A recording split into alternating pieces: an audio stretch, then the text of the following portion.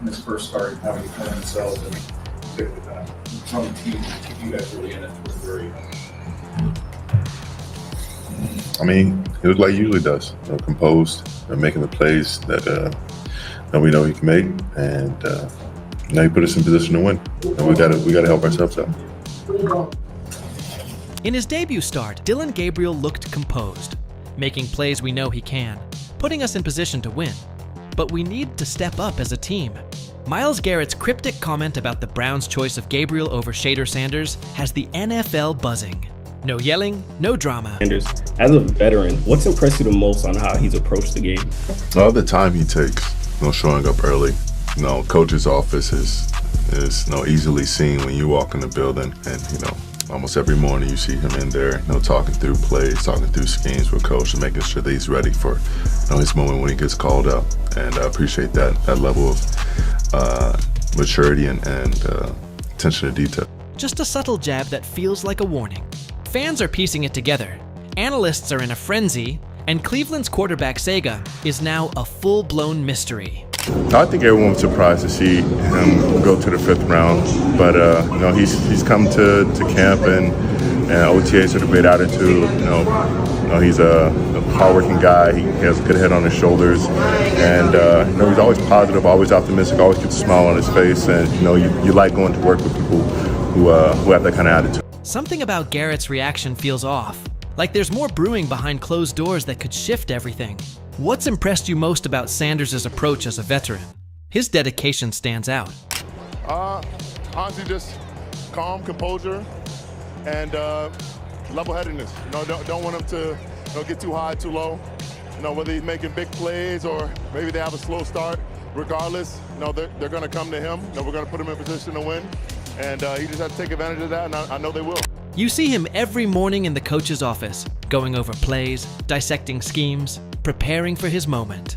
That maturity, that attention to detail, it's rare and respected. When the news broke that Gabriel, not Sanders, was named starter, the Browns' locker room froze, like someone cut the power. Gabriel, the surprise pick, left half the team exchanging looks like they walked into the wrong huddle. Can I just get this part off my chest?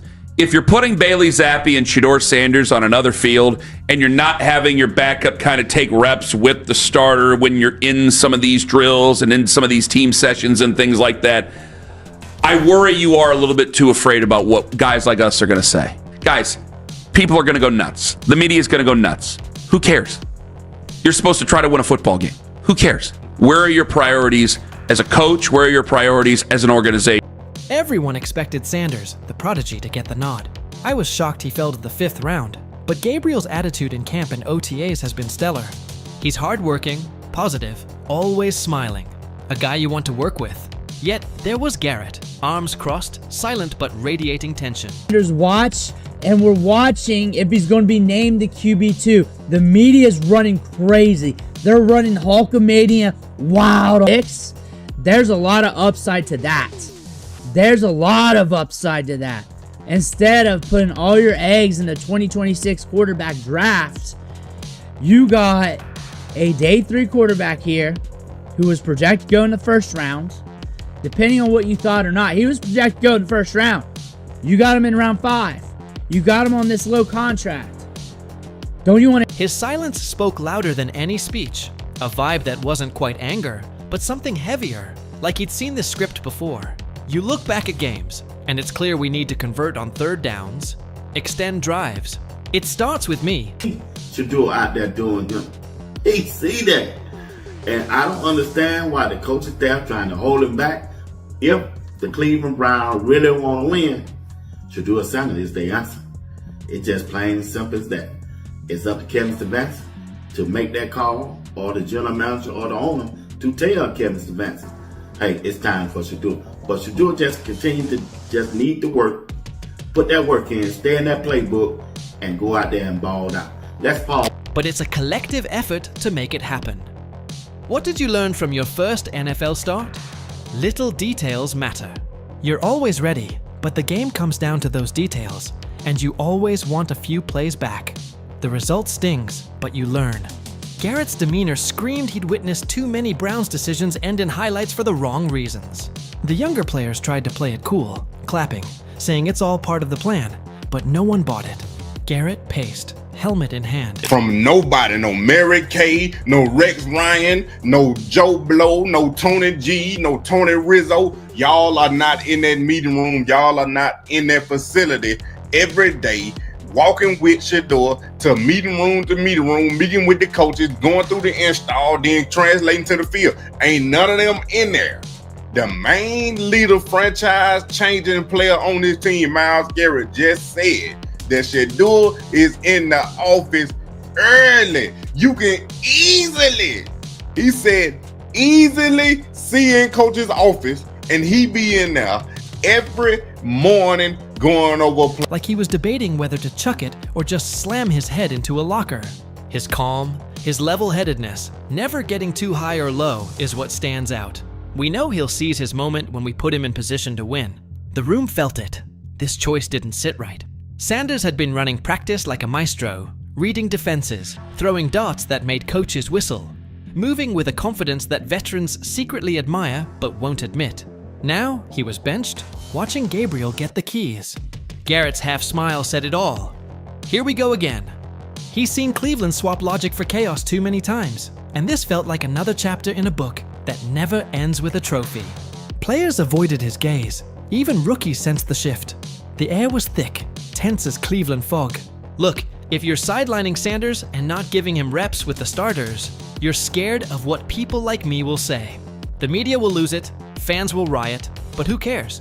Your job is to win games, not play it safe. Where are your priorities as a coach, as a franchise? Garrett muttered something under his breath, and it spread like wildfire. The defensive line whispered. The offense stretched awkwardly, and Gabriel tied his cleats repeatedly, trying to look unfazed. The vibe was off, and when your leader reacts like that, everyone feels it. Gabriel's not the bad guy here. He's got poise, accuracy, and optimism that could power a small city. But Sanders was making waves, a rookie ready to shine, and this decision felt like a Browns classic, bold but questionable. Garrett sank into his locker, silent, like he'd just watched another car crash in slow motion. His silence screamed louder than any outburst, a warning that Cleveland's choices might haunt them again. The Browns' quarterback drama escalated as Myles Garrett's subtle rebellion became the story. The media's going wild, fans are decoding every move, and the choice of Dillon Gabriel over Shedeur Sanders has everyone questioning Cleveland's logic. There's upside to Sanders, a projected first-rounder snagged in the 5th. He's on a cheap deal, grinding daily. Why not see what he can do? Teammates tried to lighten the mood, joking Gabriel's lefty throws might confuse defenses, but Garrett's smirk said he'd heard every excuse before. Sanders walked in, cool as ever, no sulking, just pure professionalism. He congratulated Gabriel, his calm almost infuriatingly perfect, earning quiet respect from veterans. Then Garrett snapped. Not loud, not dramatic, but with a sarcastic laugh that hit like a sledgehammer. He glanced at Sanders, then Gabriel, then the nearest coach, and the room felt it. The tension was so thick, even the staff paused. Within minutes, whispers leaked, reporters pounced, and social media erupted. The narrative flipped from Gabriel's crowning to Garrett's frustration with yet another Browns misstep. This is Cleveland. Drama spreads faster than highlights. Garrett laid it bare. Sanders is in early, grinding in the coach's office, mastering plays. He's the real deal, and the only voice that matters is the leader in the room, not the media. Practice showed cracks. Garrett's hits were sharper, his energy screaming leadership. Sanders stayed focused, his throws crisp, barely acknowledging the chaos. The defense started questioning. The offense got quiet, and film review was brutal. Garrett sat, arms crossed, watching Gabriel miss reads, his smirk saying everything. Players posted cryptic emojis. Sanders dropped a simple "work continues" on social, and fans lost it. Why hold him back? If the Browns want to win, Sanders is the answer. It's on the coaches, the GM, the owner to make the call. Garrett's frustration wasn't about hype. It was about talent being sidelined for a safer story. Veterans hate when football turns into a reality show, and the defense rallied around him, half joking he'd make a better GM. Reporters tried baiting him, but Garrett stayed cool, his polite responses cutting deeper than rants. Clips of his reaction went viral, fans calling it the politest rebellion in Browns history. Behind closed doors, coaches scrambled, meetings dragged, and the locker room side-eye weighed on Gabriel. Sanders kept grinding, his reps cleaner, his throws tighter. One practice, he threw a dime that had the sideline roaring. Even Garrett grinned. A rare someone gets it look. The humor didn't hide the tension. Garrett knew this was politics, not strategy, and the longer it dragged, the clearer it became. Sanders was staying out of trouble, using quarterback speak, keeping negativity at bay. By midweek, his practice reps were undeniable, and even coaches struggled to justify Gabriel. Every Gabriel miss was a headline. Every Sanders highlight a viral clip. Garrett sacked Gabriel twice in scrimmage, helped him up with a smile that said more than words, and the defense roared. It was a message.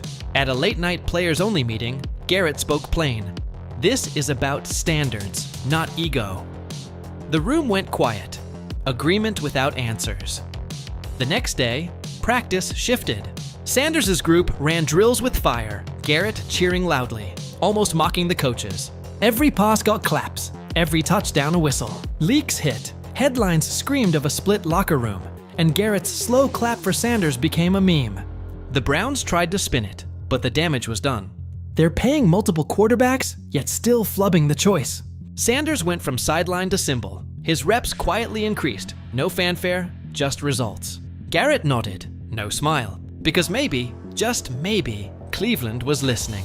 His quiet power shook the franchise, lit a fuse, and when it burns out, the league might see the Browns' real issue isn't talent, it's their decisions. Cleveland Browns are currently paying 8 quarterbacks this season. I'm not surprised by this at all because the Cleveland Browns are a bad franchise. The Browns do not know what they are doing, and it's been this way for many, many years. Brian Clark said that Shedeur Sanders is not the backup quarterback. It's time to part ways and it's time to trade him. And I 100% agree because if Bailey Zappi is QB2 behind Dylan Brooks, that's a problem. Because you're not looking for Bailey Zappi to be the franchise quarterback for the Browns. That's why you drafted Dylan Gabriel and Shedeur Sanders to figure out which one of these quarterbacks were going to take your team to the next level.